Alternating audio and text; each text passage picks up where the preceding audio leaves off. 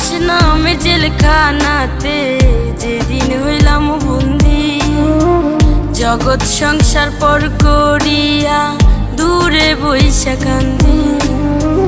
প্রবাস নামে জেলখানাতে যেদিন হইলাম বন্দি, জগৎ সংসার পর করিয়া দূরে বইসা কান্দি।